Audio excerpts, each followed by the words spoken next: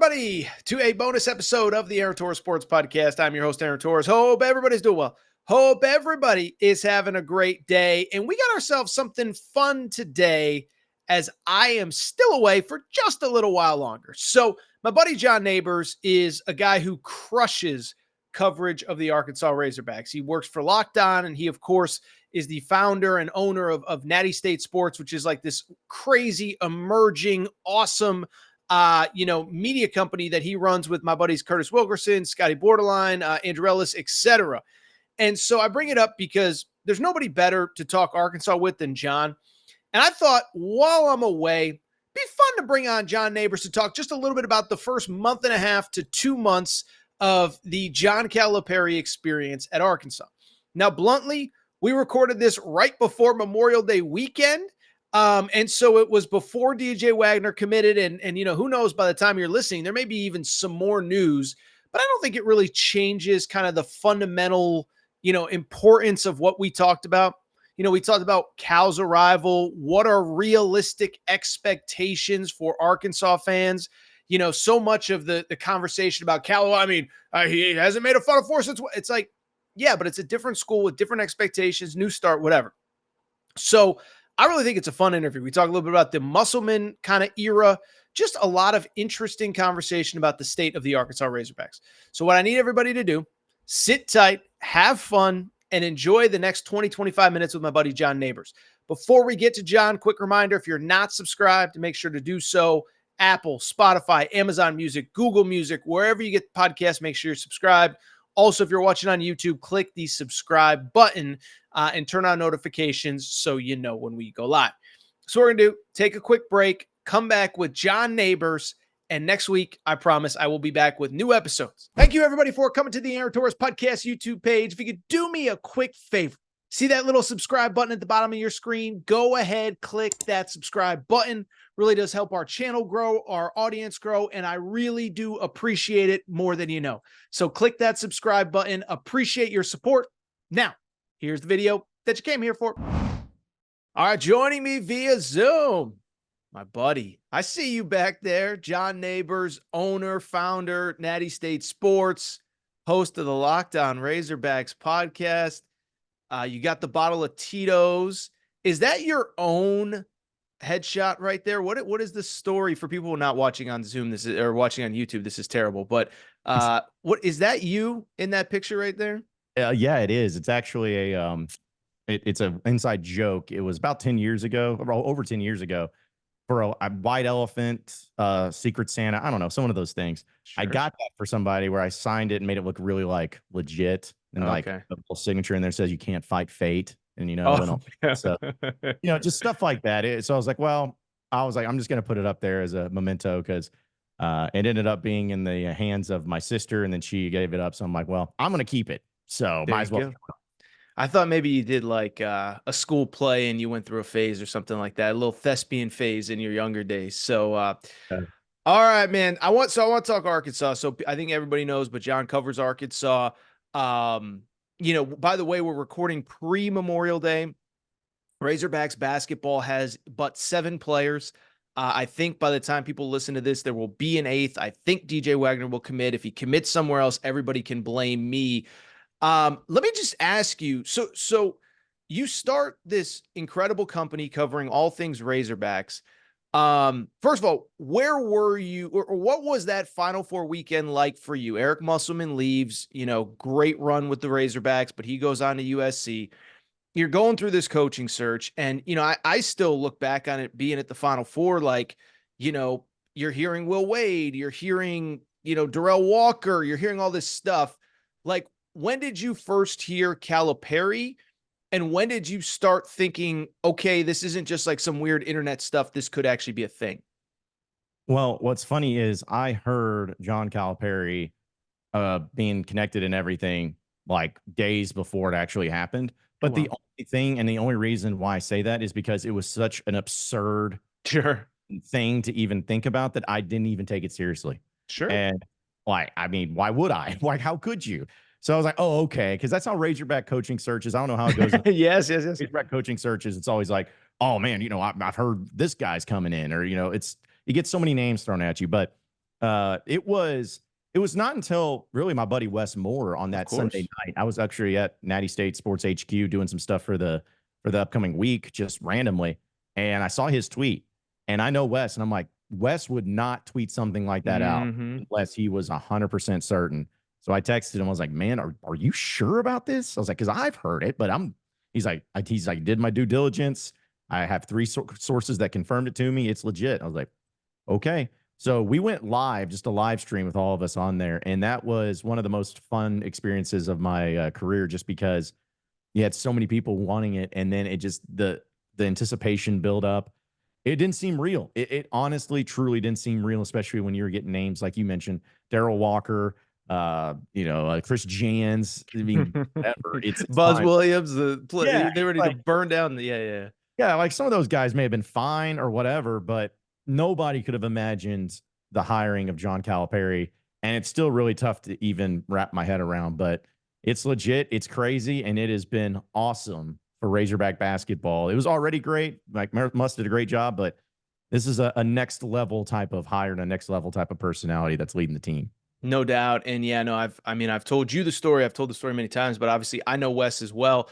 And yeah, like you said, for people who don't know Wes, and I think, probably a lot of Razorback fans listening do know him, but he's not the type of person that's going to put stuff like that out there.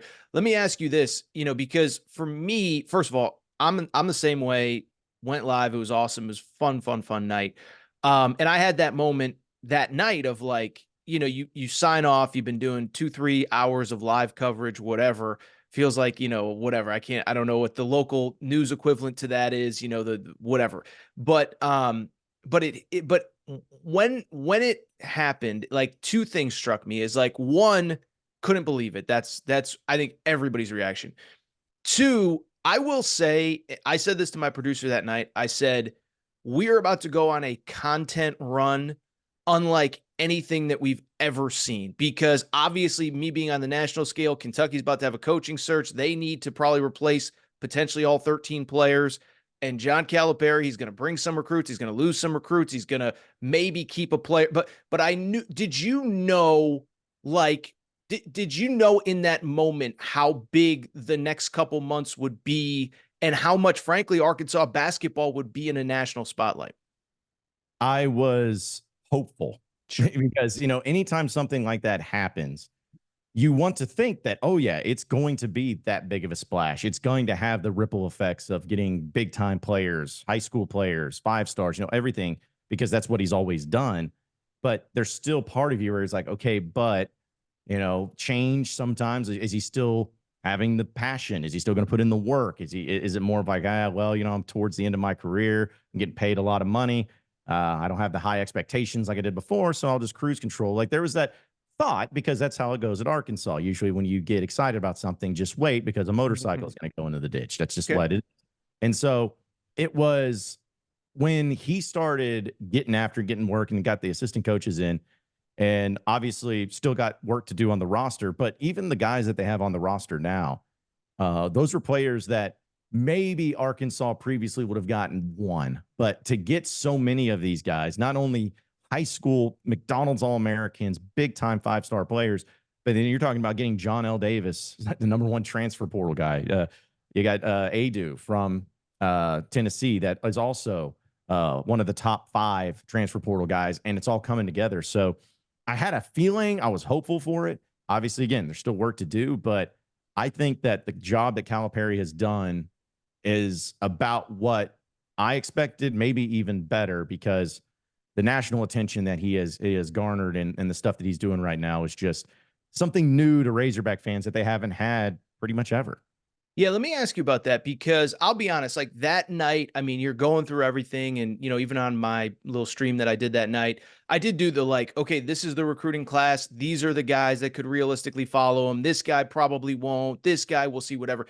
And I bring it up because I did have that moment the next day or two or whatever, where it's like, is he still going to be able to do what he did? Was it, and it's the Kentucky versus Cal thing. And I think we've learned that both brands are big, and that's okay. And that's a great thing. Now, BBN will tell you that, and certainly would have told you those days well, the brand is Kentucky. It's not Cal. And I will be honest, like I did have those moments where I was like, is he really like a Boogie Fland who, and I've said this on my show a million times, right? The high school players, it's not like, they visited Kentucky and Duke and UConn and Arkansas, and they already kind of had like a whatever. Most of them had no affiliation with the school at all. I think many of them had never even visited the school prior to Calipari getting the job. So it's not like, Arkansas made the final three for these kids, and now they just have a new coach that had recruited them to someplace else. I mean, these were kids. Boogie Flynn, New York City, had probably never been to the state of Arkansas. Like, was that part a little bit, maybe not surprising, but reassuring? Because to me, I did have those moments early on where it was like, I get it. He's Cal, but is it, kind of what we said, is it Cal or is it the Kentucky thing that's drawing all these players? Well, I'm going to be perfectly honest for you. I know some Razorback fans and even some Kentucky fans probably won't want to hear this, but like that was the thing I thought about when Cal was at Kentucky. Kentucky didn't make Cal. Cal made Kentucky. Let's be honest about that. Like they had Tubby Smith, and he won a national championship with Rick Pitino's players. He had some decent success, but not anywhere consistent. Then they had Billy Clyde Gillespie. Sure. Like it wasn't like that they were just, cranking out Hall of Fame coaches right and left. Cal came in and it was a perfect match that set it on fire. And now you see like Mark Pope may end up being great, but the type of mentality that a lot of these Kentucky fans have where they're just like, oh no, we're Kentucky, we're going to get the better players and all that. They're a better program, no doubt. But this idea that it's just, oh, well, it's Kentucky, that's not what works anymore. And I think Razorback fans felt that way for a long time until Eric Musselman came in. Sure. Because they looked at it as like, oh, they had Mike Anderson, there was nostalgia for Arkansas, under Nolan Richardson and everything. But once Musk came in, zero connection to Arkansas previously. They didn't really know anything about, I don't even know if he'd been to Fayetteville before, other than maybe when he's coaching at LSU that one year. But the point is, he comes in and he shows like, hey, it doesn't matter if I'm an Arkansas guy or if I'm coming here to be a Razorback or whatever. I'm just a really great coach. And that's what gets the players to come in when you have a great coach that can develop, that can get you to the next level into the league. You have an aura, you have a presence, all of that. And so I think Razorback fans started to understand, hey, yeah, Arkansas is a good program, but it's not like, oh, we're going to get a great coach no matter who we hire because we're them. It's making the great hire. And I think with Cal being at Arkansas, fans need to understand this. It's okay if he doesn't call the Hogs every single second. It's okay if he's not wearing a red tie everywhere he goes. That's okay. What matters at the end? Winning. And if he comes in and he wins, that's all that matters. And I think Razorback fans have started to embrace that a little bit where, yes, you're a proud program here at Arkansas, but Calipari is what's going to elevate you into being that elite program that everyone's hopeful for and that I think he can achieve here. What ties did Nick Saban have to Alabama other than previously being in the SEC West? And I think it worked out well for them. I maybe we've talked about this, I don't know, but you mentioned Muss, and obviously everybody knows I've known Muss dating back to the Nevada days, and I know you guys got to know him well. This might be a dumb question. Do you think you get Calipari without Muss? Like, No. in other words, yeah, okay. And I think you know where I'm going with it, but go ahead. Go ahead. Yeah. I mean, sorry to interrupt, but no, it's literally, I am not arrogant enough to think that Calipari would have come to Arkansas in any circumstance. Like, you're only as great as what you've done for us lately. And I use this example in the football side of things, and here's for Razorback fans too. When Houston Nutt and that whole thing ended with like all the turmoil, but had McFadden and all that, you got Bobby Petrino. Now, Bobby Petrino was at the time, and still, it's amazing he's still the coach here at Arkansas as the OC, but at the time, he was at the Atlanta Falcons. Rock star hire. We know how it ended with him. Well, guess what? After that, the program at Arkansas was considered to be elevated, and they hired Brett Bielema. It didn't work out, but at the time, they hired the guy who had 3 straight Big Ten titles.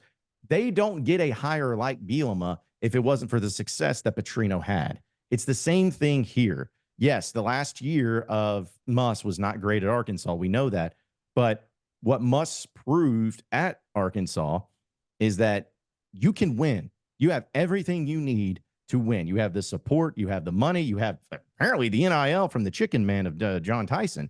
But you have everything you need to win championships. And so he showing that, and I think the respect that Muss and Cal had for each other, and still the love that Muss has for Arkansas, I think it showed that it's like, hey, This is something that if I'm Cal, I'm like, I can make this work, because if Muss can do it with what he had, I can do it at Arkansas too. And I'm a good friend with John Tyson. I know he's going to take care of me financially for whatever I need.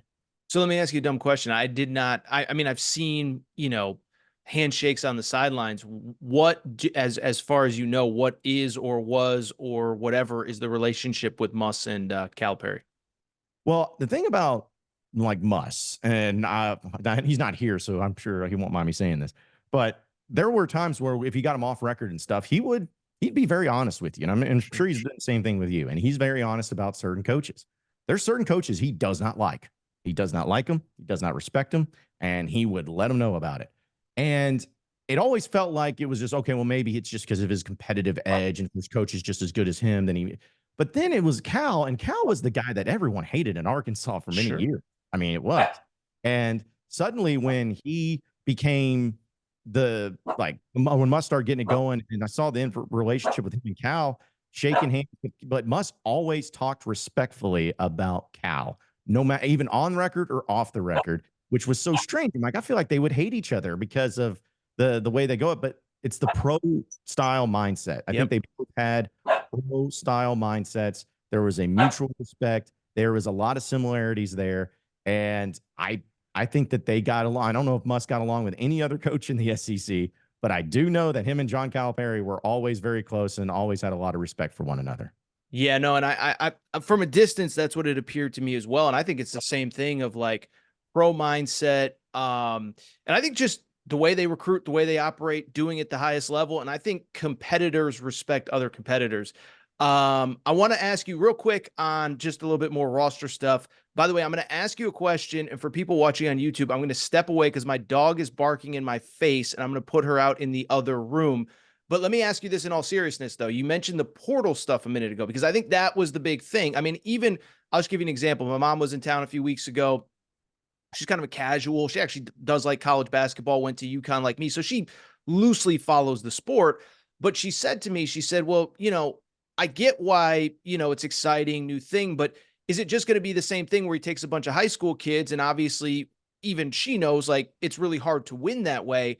And I think what's also impressed me, not just bringing the high school kids, but also that it does feel like he sort of learned his lessons from Kentucky, where maybe it's 3 high school kids instead of 8. And maybe it's I really do need to be aggressive in this thing called the portal, and it can't just be to backfill after I take the best 8 high school players that I can find. Yeah, no, I think that that's 100% what you've seen. And another thing, going back to Eric Musselman, I hate to be bringing him up, but he kind of proved that a little bit. And they had the one year where they, of course, went to the Sweet 16 and they played Kansas, and they had relied on freshmen like Anthony Black, which was big, and Jordan Walsh, but they also had guys like a Devo Davis and a Ricky Council that they leaned on a lot in those games. So I think that because of a place like Arkansas and because of Cal feeling like it's a fresh start for him. I mean, he can kind of do this however he wants. It's not like there's this, added expectation and pressure of like, hey, you've been terrible the past few years here. You haven't won. What are you going to do about it? It's more like he gets to go in. He's got Kenny Payne back with him. He's got coaches he's familiar with, and he's got plenty of NIL to deal with. And I think he's just going to be like, all right, I'm basically given free reign for whatever I want to do and however I want to do it. So I'm just going to do it the way that I think is going to be best, and I'm going to recruit in the ways of getting guys that can really help out the team immediately. So, I just feel like overall, is he going to go to a Final Four national championship? I don't know, because it's a crapshoot in the NCAA tournament.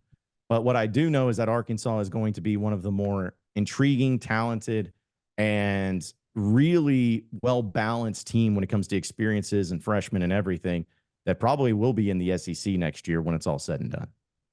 So you mentioned earlier, like older coaches, sometimes, they've done it their way. They've had success, whatever. Maybe it's trending in the wrong direction. And they just don't have, for lack of a better term, they don't have that piss and vinegar to like keep on going. And, like I think of somebody like Jimbo Fisher, where it's like, I've been doing it this way. This is how I'm going to do it. Deal with it.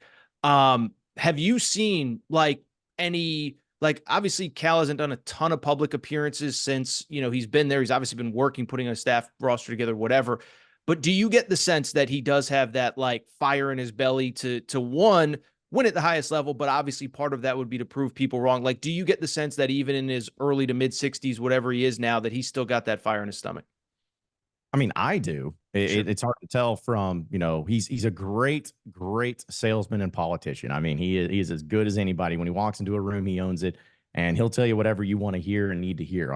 That's what he does. But I look at it as, okay, instead of worrying about what he says, let's see what he's doing. And it's just been a short period of time. We haven't seen what he does on the court because the season hadn't started yet. But I just don't feel like a coach who is lacking that fire or that passion able to bring in the high caliber players that he's bringing in if he was just kind of going setting sail into the final end of his career.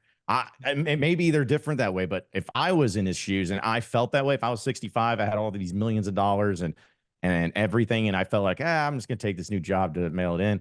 You know what I'm probably gonna do? I'm probably be like, let's see, who can I just ask to come here, and they'll say yes immediately, regardless. Sure. All right, I'll get them. But it takes work. It takes negotiation. It takes recruiting is everything.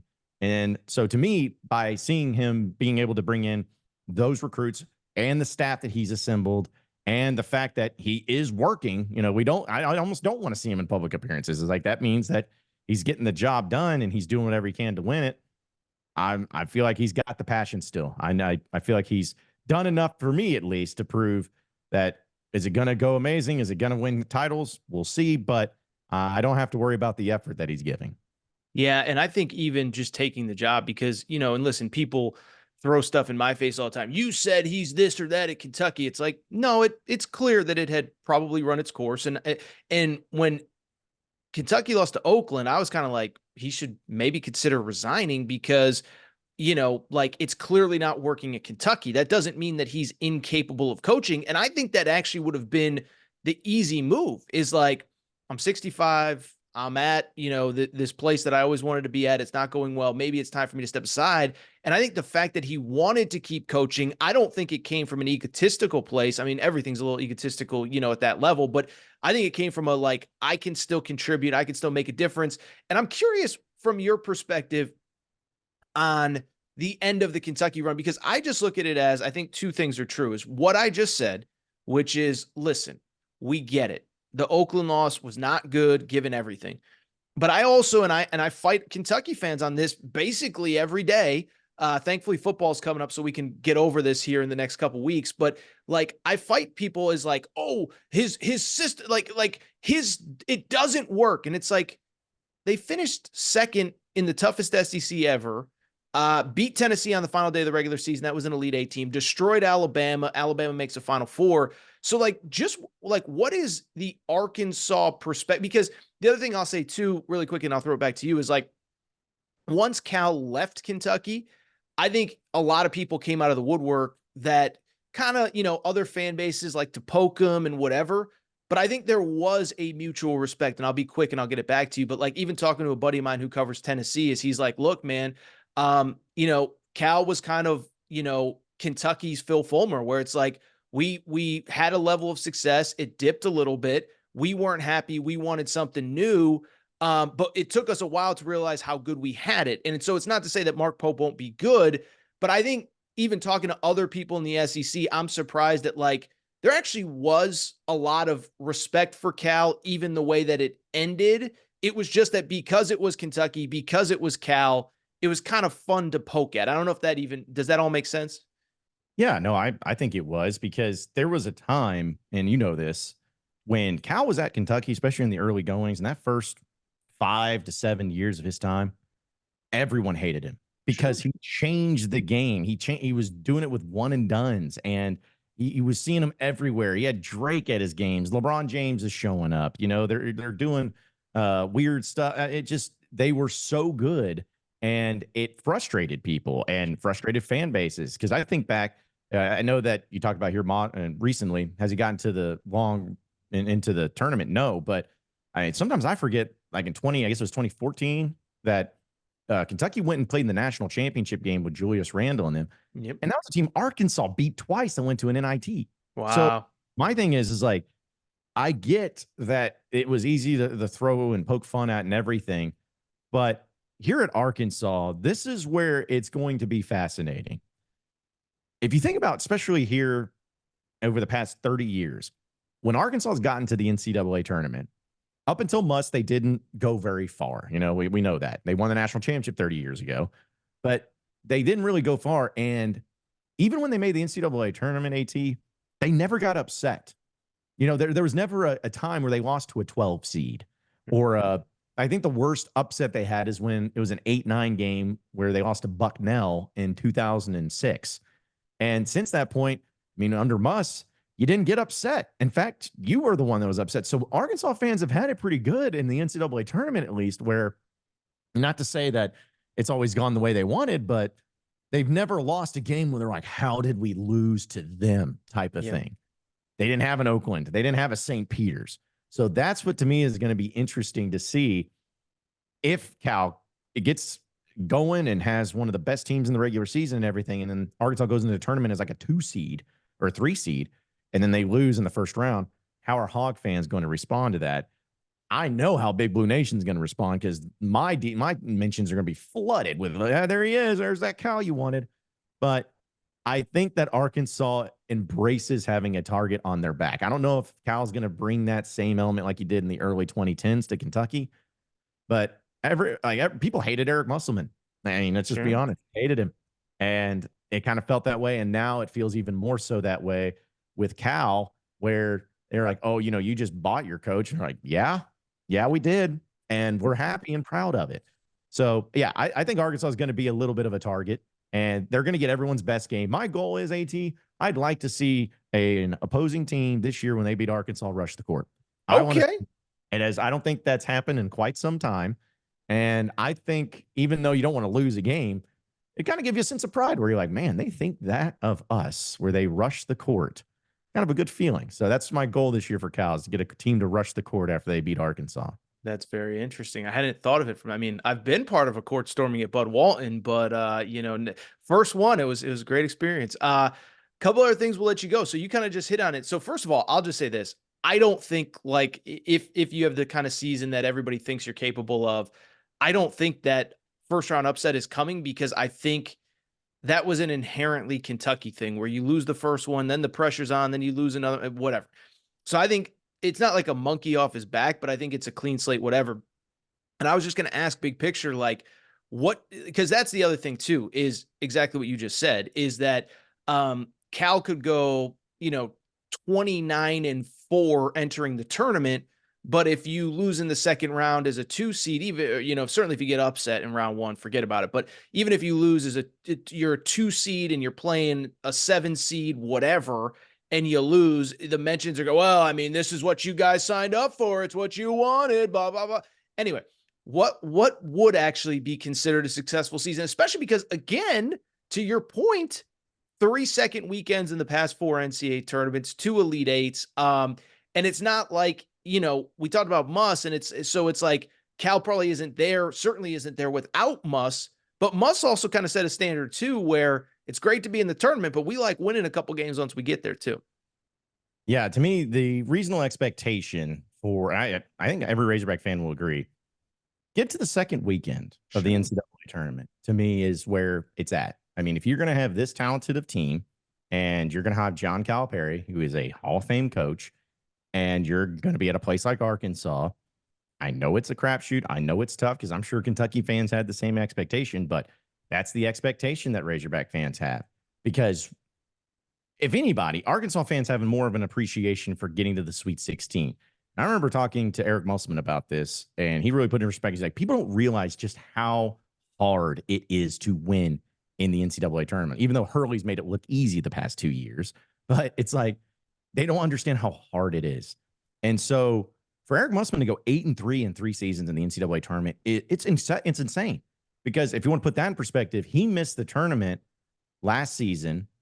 And in that same stretch, no coach still has caught up to Eric Musselman in the amount of NCAA tournament wins in the SEC. No coach is a fan. Like, even Nate Oates going to the Final Four, he did not catch up to Eric Musselman getting 8 wins. So it shows you how difficult it is. And with Cal, yes, the expectation's there. Yes, Arkansas demands, but they think they understand just how tough it is. And so as long as you go into the NCAA tournament with a high enough seed where you had a good regular season and you just perform. Get to that second weekend, because I know championships is what everybody wants. Final Fours mean a lot, but Sweet 16, to me, it's almost the same as going to Omaha in the College World Series. It's just, yeah, you're one of a few other teams, but to get to that place is so difficult. You got to be able to be at least happy when satisfied with that. But anything above that is just going to be icing on the cake. And I still think it'll be the funniest thing in the world, and I'm hopeful this happens. But just to see what happens with Kentucky fans if Cal comes in and wins a national championship in his first year at Arkansas. Oh, I would love to see. I would love to see it here for Arkansas, but just love to see the reactions to that. I don't think it's going to happen because it's so difficult. But get to the second weekend, Cal, and I think every Razorback fan will be pretty happy. yeah, that even if it wasn't the first year. And I mean, I think the other thing too, because people keep asking me, like, what do you think it'll be like when he goes to Rupp? And it's like, well, if he has the number 4 team in the country and they're whatever 19-2 and Kentucky's unranked, he's going to get booed. If Kentucky is top 10 and Arkansas is 18th, I think he'll mostly get cheered, And so I think that plays a role in it. Really quickly, so first of all, what do you think the regular season is going to feel like next year? Like when you walk into those arenas, there's going to be, bye games, whatever, but there's going to be those high profile games. Do you think it'll feel any different? Because I was obviously there for, huge game this year with Duke, and you've had the Kentucky games, and you've had some other high profile home games, Auburn when they were number 1 in the country, et cetera, et cetera. Do you think there's going to be a different vibe though now that Cal's the coach? Absolutely. No question about it. I listen, people love Muss. And I think no matter what, if you have a new coach, there's always a new energy. So that alone is going to bring it. But when you had someone like Cal, I mean, the amount of people that were there at a press conference at, 5 p.m. on a Wednesday night in pouring rain, which I know people were like, oh, there's nobody in the stands. There was 8,000 people there like at 5 p.m. on a Wednesday night in the pouring rain. So I expect no matter what like AT, I think that when they have the red, white game, Midnight Madness, whatever it's called, there's scrimmage to start the year. There's going to be 20,000 people there, right? Wow. In the arena. It's that level of excitement. And I'd be hard pressed to think that there will be a single home game at Bud Walton Arena. And just really, if things go sour at the end, which I don't think they will, but as long as this team is high level and looking good, no matter if it's against Alcorn State or whoever, they're going to be 18 to 20,000 people in Bud Walton Arena each and every time this team takes the court, because this is Arkansas has people love football, they love baseball, they love everything, but Arkansas is a basketball state. They're a basketball school, and you're going to see exactly how much excitement they're bringing by just how many people they're putting in the seats and the level of energy that's going to be there for every single game. Because I know you went to Bud Walton, you know what that energy level's like when it's rocking at 20,000. It's going to be that and then some now that Calipari's the head coach. I think I was at the most attended game ever in the history of the state of Arkansas. So always, that might be the top of my gravestone when I go down. Who knows? Last one. What if you win the Natty? I mean, Natty State Sports, national championship, it's all coming together. What would that be like for the state, for this, for that, for whatever, if it were to happen? Well, if it's to happen, I'm just going to tell God, hey, I'm ready whenever you want to take me. I'm ready to come up and come home, because it's going to be that euphoric of a feeling. Because here's the thing that people also have to understand. Like, Arkansas is in this state, there's no pro team. There's no other major college team. This is it. This is the thing. This is Arkansas Razorbacks are it. And so when Nolan Richardson won the national championship in 1994, I think that one will always mean more because, at least in my opinion, that was during kind of the peak of college basketball. I mean, you think about that, and you had the Duke run that were so good. You had the UNLV teams. You had the Fab Five. You had players like Shaq that were staying for 3+ years. It was really tough to beat that. But to be able to do it in a major sport, the second biggest college sport there is, which is men's college basketball, I mean, I can't even begin to say how much of an impact it would have, not only on the fandom, but the economy here. Everybody is so much happier when if there's a team that won a national championship. Suddenly people are buying advertising with Natty State Sports a little bit. Suddenly people are going to the restaurants a little bit more, and it opens up so much for the state, for the attention, for the greatness that comes along with it. And so, yeah, everybody wants a national championship. There's no doubt about it. But at a place like Arkansas, where they've had championships in track out the wazoo, and they've had a national championship in football and in basketball, but this would be something that, man, you think Razorback fans are bad now? Imagine how horrible they're going to be on social media for years to come. It will not matter. So, again, I can't even put it into words how exciting and how awesome it would be, but man, it would be a lot of fun just to witness the effects of it afterwards. John Nabors, Natty State Sports. Do you guys have anything specific planned for the summer here? I mean, we're kind of out of that basketball run that rising tide raised all boats. It raised my boat. I can tell you that much. I mean, it was a crazy April, early May into mid-May. And obviously, we're still a few weeks, football, we're getting there, but June is always like that. I can't speak for you, but for me, that's like the month where it's like scraping just the bottom of the barrel. You got any big plans, or are you mostly just laying low this month, just trying to get to media days? I mean, we're going to have media days, and we're hoping that Razorback baseball can do some in postseason play and make a run. That's what we're hopeful for. But even if that doesn't happen, one of my dreams that since starting this company too, I don't want to be that person. I always hated it in radio when people are like, "Hey, don't say that there's nothing to talk about." I'm like, no, say that embrace it. Like there isn't. Yeah. And so that would be the time. Like we're going to do some fun stuff like eating challenges, and we're going to do stuff with food. We're going to do stuff with student athletes and challenges, and just kind of seeing what sticks, trying some things out, experimenting a little bit, and kind of figuring out what works for people and what doesn't. And we can be fun with it too, because my whole thing is like, what does everybody love that you can relate to? And I think everybody likes challenges. Everyone likes trivia. Everyone likes food. So just take the things that everyone loves and try to make something out of it. I think that's what we're probably going to end up doing in some capacity here in the summertime. Just don't do any drinking challenges with that big bottle of Tito's on the table there, because you might not have a staff after that bad boy. But John Nabors, man, appreciate your time. Enjoy the summer. Enjoy the summer of Cal. It's not over yet. Like I said, as we record, there's only 7 players. Maybe there's 8, 9, 10 by the time everybody listens. Don't think there'll be 10, but whatever, man. Appreciate the time. Enjoy the summer. Natty State Sports again, and we'll talk soon, my brother. I appreciate you. Absolutely, AT. Anytime. Appreciate you, my man.